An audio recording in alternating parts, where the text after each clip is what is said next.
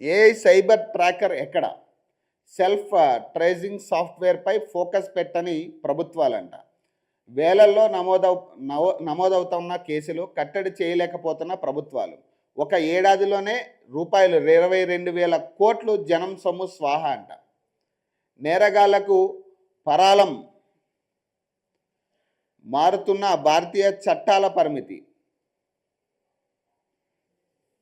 ప్రభుత్వ ఏజెన్సీల మధ్య కొరవడిన సమన్వయం, అవగాహనతోనే సైబర్ నేరాలకు అడ్డుకట్ట.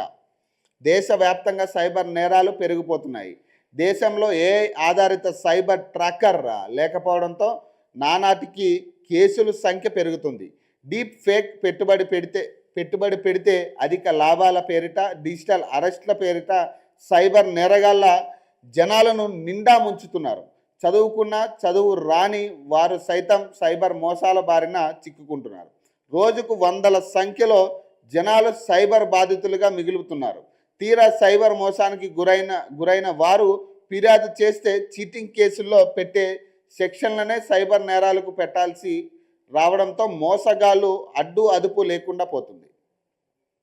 ఈ నేరాలలో బాధితులకు న్యాయం చేయాల్సిన చట్టాలు అత్యంత తక్కువ తీవ్రతతో ఉన్నాయి. India cyber crime coordinator centre A4C లెక్కల ప్రకారం 2024లోనే మన దేశంలో ఆన్లైన్ మోసాల ద్వారా 22,000 కోట్లకు పైగా డబ్బును నేరగాళ్లు కొట్టేశారు. 36 లక్షల వరకు కేసులు నమోదయ్యాయి. ఈ లెక్క ప్రకారం ప్రతిరోజు సుమారు 60 కోట్ల ప్రజల డబ్బు సైబర్ మోసగాళ్ళ జేబులోకి వెళ్తుంది. ఇంత పెద్ద ఎత్తున ప్రజల సొమ్ము మోసగాళ్ళ చేతిలోకి వెళ్తున్న ప్రభుత్వాలు ఎందుకు పట్టించుకోవట్లేదు అనేది ఇప్పుడు చాలా కీలకంగా మారుతూ ఉంది. ఎందుకంటే ఈ సైబర్ నేరాలు నిన్న కూడా మనం ఇదే లైవ్లో డిస్కస్ చేసుకున్నాం.